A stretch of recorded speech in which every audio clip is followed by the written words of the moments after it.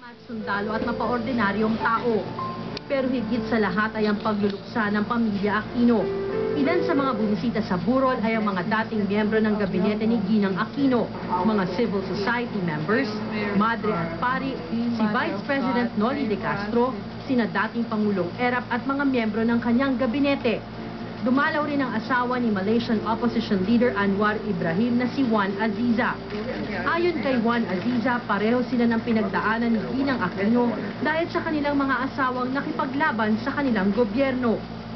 Nakasuot ng beaded yellow suit ang dating Pangulo na pinili ng mga anak niyang sina Balsi, Biel, Pinky at Chris. Hawak sa kamay ni Cory ang gold at pink na rosaryo. Ang bahay ng mga Aquino sa Times Street na puno ng mga bulaklak, kandila at sulat ng panalangin mula sa mga daan-daang nakikiramay.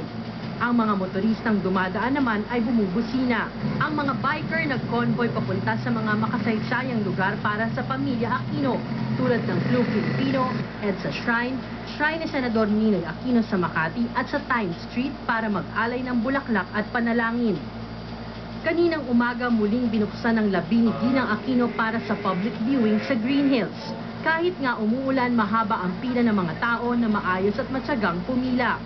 Ang iba sa kanila galing pa ng Tarlac na probinsya ng mga Aquino. Mula sa Green Hills, inilipat naman sa Manila Cathedral ang labi ni Cory. Sa gitna naman ng dalamhati ng pamilya Aquino, walang masihigit pa ang dalamhati kundi ang bunsong anak ni Pangulong Cory na si Chris.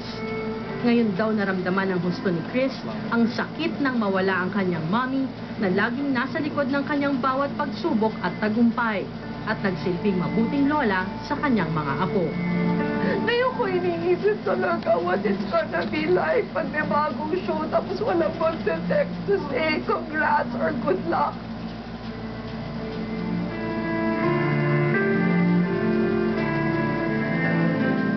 Magmano po ng ina ng bayan at simbolo po ng demokrasya at katotohanan. Ito pa rin po ang ating continuing coverage.